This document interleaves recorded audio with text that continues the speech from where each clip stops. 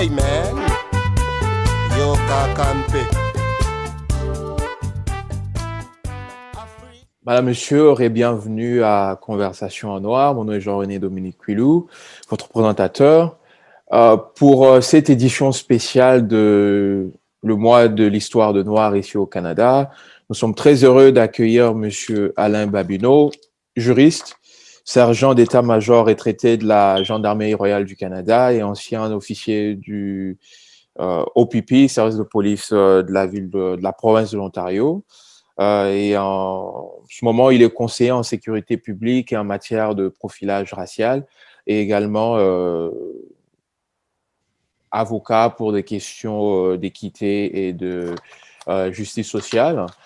Pour cet épisode, nous allons discuter de la police, service police, la sécurité publique, surtout et attrait aux personnes racisées, aux Noirs, aux aborigènes des Premières Nations, et comment faire pour essayer d'améliorer la situation allant de l'avant. Alors, sans plus tarder, on s'en va dire merci et bienvenue à Monsieur Babineau. C'est moi qui te remercie, mon ami. OK. Alors, pour commencer d'entrée de jeu, Monsieur Babineau, on veut savoir, parce que ces derniers temps, on parle plus de questions. On a vu ce qui s'est passé avec Monsieur Mamadi Camara, Montréal dernièrement et tout. Le problème du profilage racial, tout ça, remonte en surface. Alors, en tant qu'ancien officier, avec l'expérience que vous avez eue, est-ce que vous diriez qu'il y a un problème de profilage racial au sein des services de police ici au Canada? Ça, c'est de un. Et de deux, pouvez-vous finalement nous expliquer qu'est-ce qui constitue précisément le profilage racial? Est-ce seulement des arrestations aléatoires, de fouilles, etc.? Qu'est-ce qui constitue le profilage racial? Oui, ben écoutez, c'est sûr que le profilage racial existe depuis, bon, si on parle ici à Montréal, on a des rapports qui datent de 1984, le premier rapport sur les relations entre les communautés ethniques à l'époque, c'était le terme utilisé, et le service de la communauté urbaine de Montréal. Donc, qui identifiait clairement les problèmes avec les communautés et la police. Et puis, ensuite, on a eu des rapports du coroner, hein, dans l'affaire Marcellus François, dans l'affaire Anthony Griffin, et l'affaire aussi Freddy Villanueva, plus près de nous, qui identifiait encore une fois le racisme institutionnel et la discrimination à l'intérieur du service de police de Montréal. Alors, il n'y a absolument rien de nouveau. Mais je veux faire la distinction entre une personne raciste et une personne qui pratique la discrimination. Okay? Alors moi, dans mon expérience comme policier et comme humain, des vrais racistes, des personnes racistes, c'est-à-dire que ils jugent que leur race, OK, parce que race c'est un concept social, mais si on va l'utiliser pour le besoin de la cause, qui trouvent que leur race est supérieure à l'autre. OK? Ça, c'est les racistes. C'est la définition du racisme. C'est la supériorité d'une race vis-à-vis de l'autre. Ça, j'en ai pas rencontré beaucoup dans ma carrière ou dans ma vie. Mais des personnes qui pratiquent la discrimination de toutes ses formes, ça oui, définitivement, qui ont des stéréotypes, des visions, des vues vis-à-vis les Noirs, vis-à-vis les personnes autochtones, vis-à-vis les personnes asiatiques, etc. Ça, il y en a beaucoup. Et encore une fois, c'est basé sur des stéréotypes qui sont reproduits par les médias, la télévision, les livres, tout ce que vous pouvez parler, la musique, etc., qui donnent une certaine idée préconçue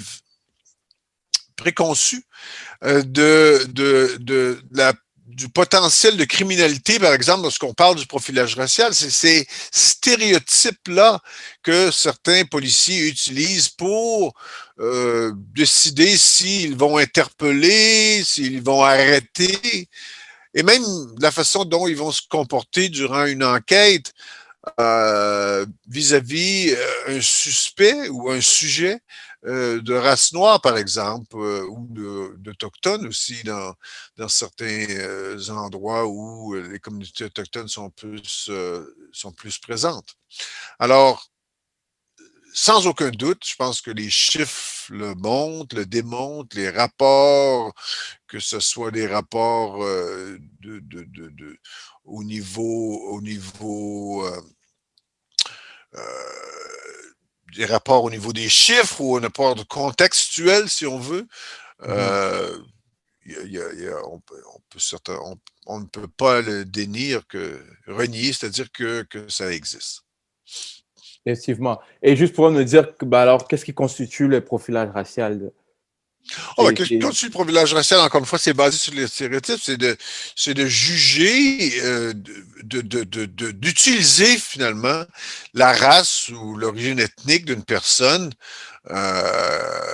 pour procéder à son interpellation, basée strictement ou pas nécessairement, mais ça peut être en grande partie sur la race de la personne et non pas basé sur des faits. Hein, qu'une personne peut avoir fait, des faits observables. Alors c'est illégal et certainement immoral. Effectivement. Et alors, comme vous avez mentionné ces rapports, etc., tout ça, les rapports de coroner et des enquêtes qu'il y a eu, alors comment vous pouvez savoir que, je veux dire, c'est un fait qu'il y a eu le racial profil et tout ça, et le racisme, et non systématique, parce que je pense que ça confond les gens, mais systémique. Lorsque vous avez des autorités comme le Premier ministre du Québec, M. Legault, qui nie cette existence, vous avez des intellectuels, entre guillemets, Ouais. Mathieu Bocoté de ce monde, qui le nie, et vous avez la fraternité des policiers, hein, le syndicat de police, les services. Alors, pourquoi il y a cette résistance-là d'accepter une réalité qui est vécue par une grande majorité de la population, et au lieu de résister, d'essayer de voir comment on peut remédier à la situation? Je sais pas si c'est quoi votre point de vue par rapport à cette résistance ou bien à ce déni de la part, je veux dire, des instances politiques, sécuritaires de la province et de Québec et de la ville de Montréal plus particulièrement? Je pense que la première des choses, c'est que les mots sont importants. Le type de les mots qu'on utilise sont importants. Si on ne veut pas reconnaître qu'il y a une discrimination ou un racisme institutionnel ou systémique, mais plutôt la discrimination systémique, et puis qu'on dit que oui, c'est possible qu'il y ait des racistes dans nos organisations, alors il faut aller à la chasse aux racistes. Ça, c'est une mission pratiquement impossible. Okay? Et parce qu'en même temps, personne n'aime se faire accuser d'être un raciste. Alors, automatiquement, lorsqu'on parle que, mettons, comme le premier ministre Legault a dit, oui, mais il y a plus de racistes dans les services policiers qu'il y en a ailleurs, automatiquement, vous allez avoir une résistance acharnée de la part des policiers, de la fraternité, etc. Ça, c'est normal. Parce qu'on dit qu'on va aller à la chasse aux racistes. C'est inconcevable. Alors, que si on s'acharnait à bien écouter la définition du racisme systémique ou de la discrimination systémique qui vient du fait que des stéréotypes, des visions, des idées préconçues, des perceptions historiques finalement, se sont introduits à l'intérieur de politiques, de pratiques, de lois même, sans que les gens se rendent compte, qui ont des effets discriminatoires d'une façon disproportionnée sur les personnes, sans que pour cela, une personne soit raciste. Vous voyez? Parce que moi, comme je l'ai déjà dit, moi-même, j'ai déjà fait du profilage racial. Parce que c'est systémique à l'intérieur des services de police, vous voyez? Parce que c'est construit dans nos pratiques, c'est construit dans la façon dont on, on fait de la police, pour employer l'expression, sans que nécessairement le policier soit raciste. Le policier peut être noir et d'en faire, comme moi je l'ai fait. Alors, je pense qu'on aurait avantage au niveau du gouvernement, au niveau des services policiers, au niveau de la fraternité, de s'assire et d'essayer de comprendre et d'être capable d'articuler aux policiers qu'ils ne sont pas accusés d'être des racistes, mais bien de travailler à l'intérieur d'un système qu'au cours des années, des décennies, même avant qu'ils commencent leur carrière, il y a des pratiques qui se sont introduites, qui ont été alimentées par des stéréotypes vis-à-vis des personnes racisées. Je pense que s'ils prenaient le temps de vraiment écouter, de vraiment essayer de comprendre, je crois que ça ouvrirait les canaux de communication et puis on pourrait avancer à travers de ce discours-là, si on veut. Mais la façon dont ça l'est présentement, c'est que M. Legault, par exemple, a accusé le monde policier d'avoir plus de racistes. Ça, c'est des mots pour entraîner la guerre en partant, qui va porter les policiers et les fraternités à durcir leur position, puis de repousser toute forme de communication et pour essayer d'améliorer la situation. Ben, c'est une très bonne chose. Puis il est temps d'attendre à ce que les lignes bougent au point de vue institutionnel, etc. Nous autres, en tant que communauté, en tant que population, en tant que Québécois, de souche ou pas de souche, on a la légitimité d'être là. En tant que nous autres, on est là, on est sur le territoire, on paye le taxe comme tout le monde, c'est un service public. Ouais. On a le droit à la protection de notre personne et de nos biens. Alors, qu'est-ce que nous pouvons faire constructivement pour essayer de faire bouger les choses au point de vue des pratiques, comment on peut faire, peut-être la politique municipale, etc. Comment nous, on peut faire pour essayer de faire changer les choses au lieu de s'attendre encore qu'il y ait un autre cas Camara ou d'autres cas Villanueva et puis on va encore s'énerver et puis c'est comme si ça devient un cycle. À un moment donné, il faut briser les cycles et puis essayer de voir comment finalement changer les choses parce que je ne m'aurais pas encore, peut-être dans 15 ans, 20 ans, il y a encore peut-être mes enfants ou d'autres personnes qui se plaignent encore ou bien qui a encore le même problème. Alors, comment nous, on peut faire pour bouger les lignes? Exactement. Je pense que ce qui est important, c'est écoutez, c'est une approche à plusieurs niveaux. Il y a le niveau des marches, des démonstrations, etc. Ça, c'est bien parce que ça porte l'attention de la majorité sur une problématique.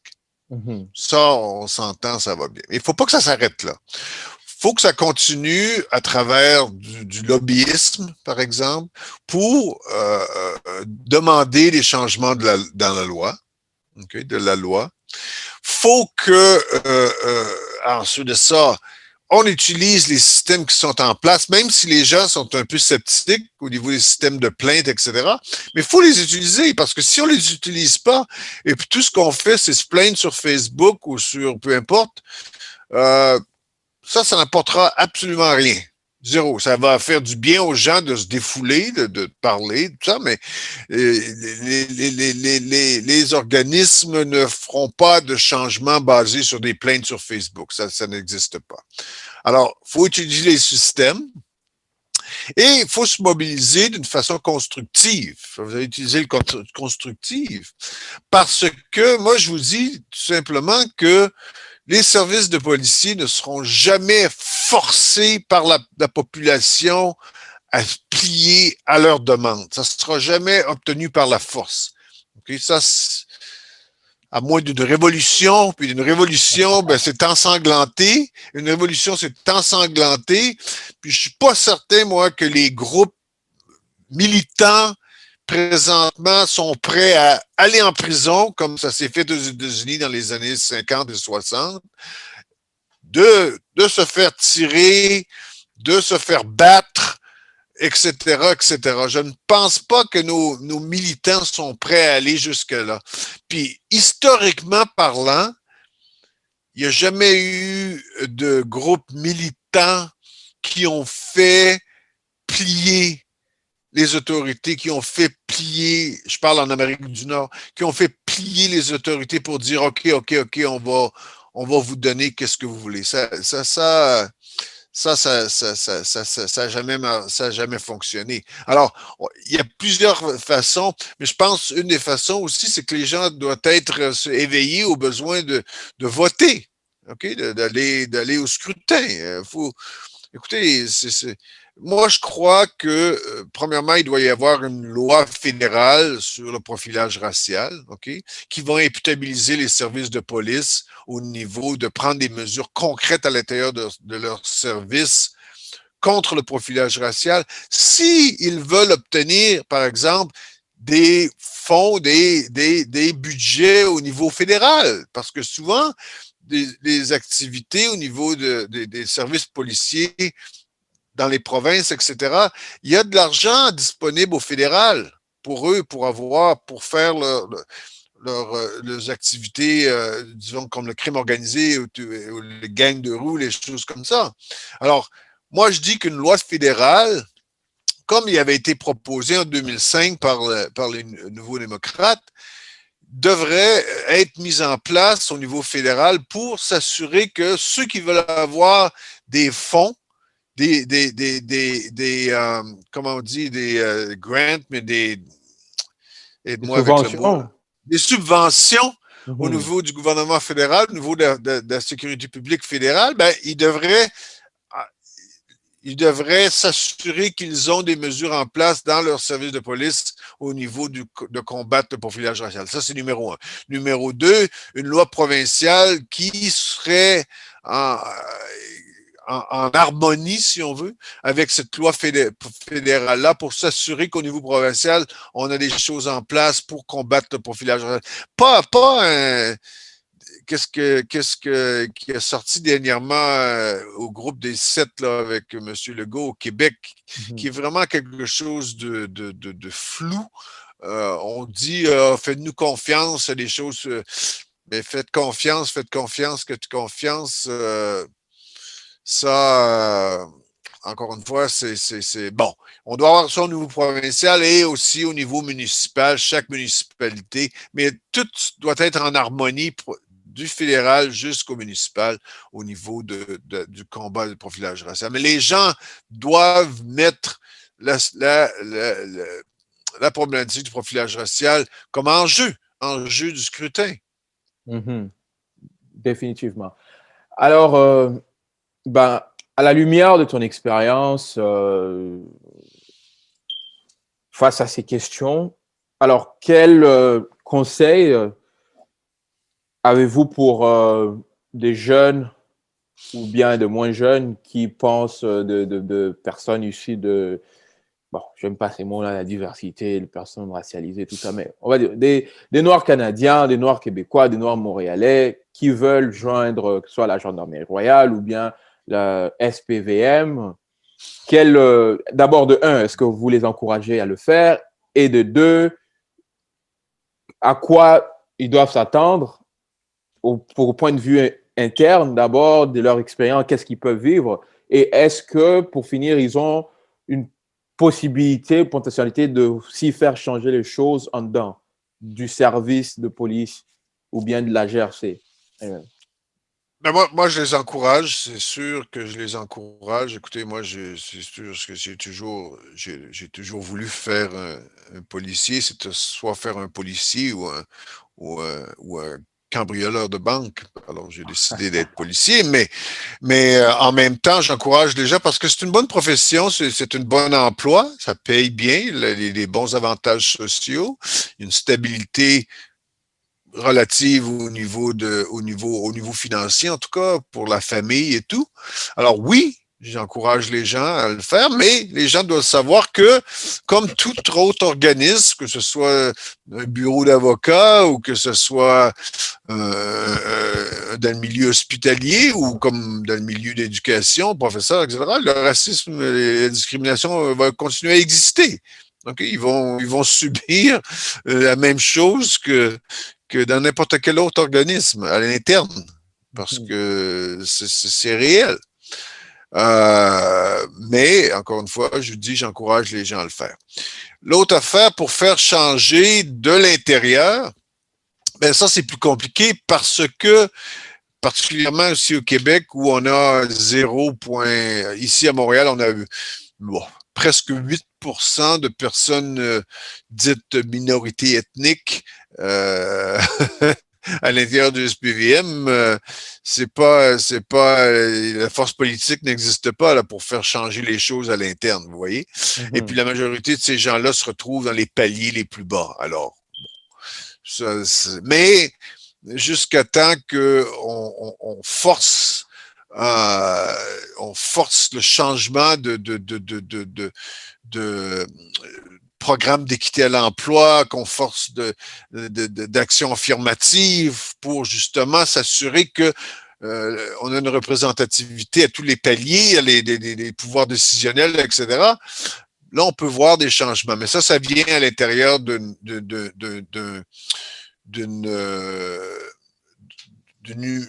de numéros critiques, de nombre critique, si on veut, de policiers d'ici une minorité de policiers noirs à l'intérieur de services de police.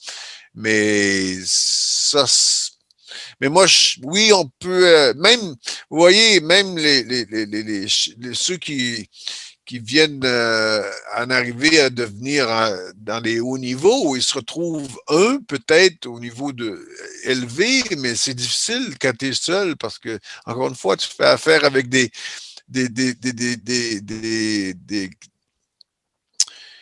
coéquipiers ou des collègues qui ne voient pas les choses de la même façon. Puis on est dans un domaine démocratique, on n'est pas comme un général de guerre qui va prendre les décisions tout de lui-même. C'est plus difficile. Alors, bon, c'est pour ça que je dis que ça doit se faire à plusieurs niveaux. Ça doit se faire au niveau politique, ça doit se faire au niveau légal, à l'interne, des pressions des communautés, pressions, etc. Alors, mais j'encourage les gens parce que c'est un travail qui, c'est un bon emploi. Alors, yeah.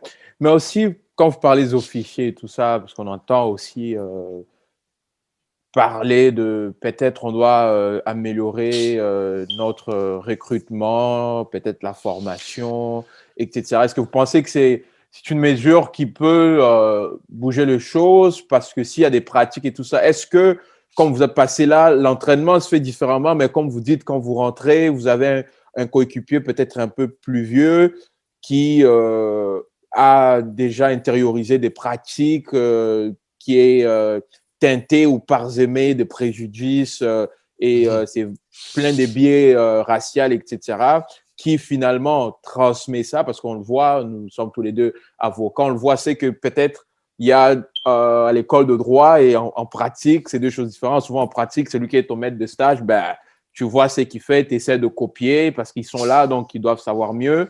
Donc, est-ce que l'excuse de l'entraînement, le recrutement, essayer de mieux faire avec essayer de trouver comment leur changer leur pratique, est-ce que c'est vraiment efficient à la fin de la journée?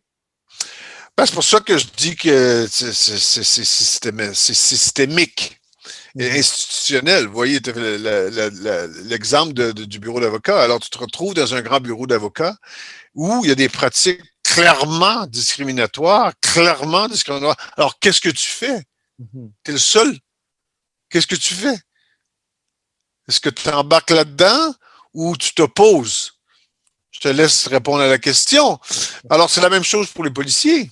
Vous voyez? C'est la même chose.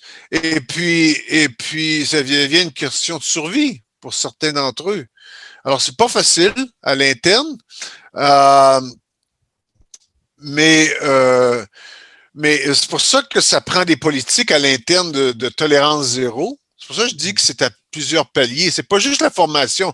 Oui, la formation, mais la formation doit venir avec des politiques de tolérance zéro, un système de sanctions Mhm. pour les contrevenants répétitifs, pour envoyer un message clair que rien de ça va être toléré. Alors, tout ça va ensemble pour éventuellement changer la culture, parce que c'est la culture qui doit être changée. C'est pas, parce que, comme je te dis, si on dirait, mettons que la Ville de Montréal dirait, cette année, les seuls policiers qu'on va engager, c'est des policiers noirs. Imagine-toi la frénésie à l'intérieur de la fraternité des policiers qui crieraient au meurtre, qui seraient des... Là, il y aurait ils s'en iraient en grève.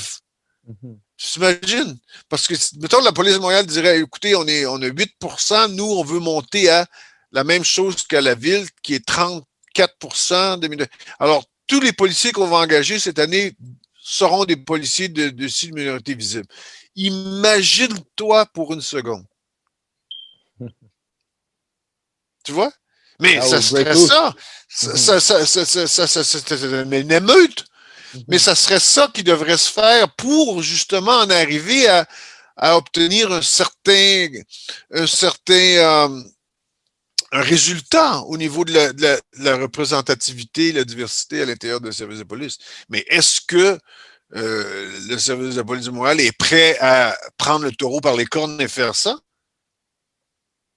Je te laisse répondre à la question.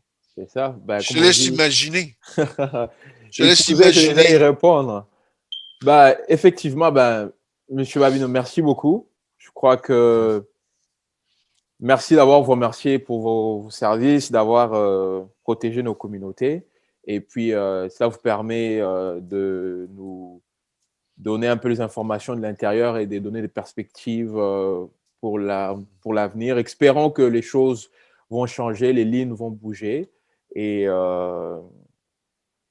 parce que ça ne peut pas continuer de la sorte. Je veux dire, ça ne peut pas continuer de la Non. sorte parce que sinon, on ira dans une sorte de confrontation et on ne veut pas arriver à un sentiment où on a un sentiment anti-policier et ça devient encore plus dangereux ou bien les gens, ben, soit ils essaient de se faire justice eux-mêmes ou bien s'ils sont en position de faiblesse, ils ont besoin de l'aide, ben, ils ne vont juste pas composer le 911. Et puis, je ne pense pas que c'est Exactement. c'est une bonne chose pour ni la communauté, ni la population, ou bien ni pour les services de police non plus. Il y a un rapport qui est sorti aujourd'hui, hier, à Toronto, Mhm. d'un chercheur, Scott Wortley. Scott Vous Worthley, pouvez, OK. Wortley, Mhm.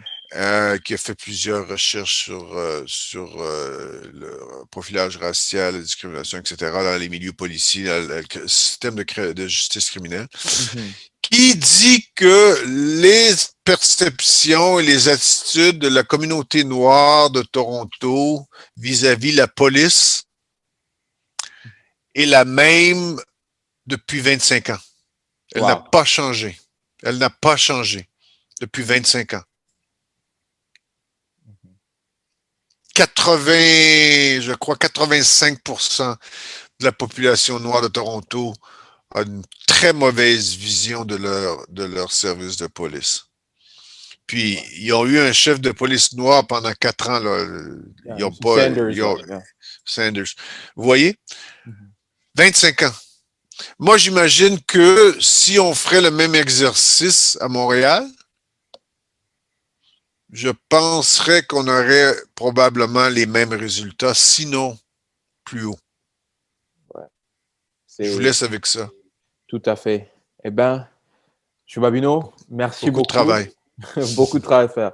Merci beaucoup. Eh bien, cela vous donne encore beaucoup de travail à faire en tant que conseiller de questions d'équité, voilà, de justice sociale, d'égalité. Donc, on va continuer le combat, comme on dit. C'est ça. La lutte continue et espérons que la victoire sera certaine.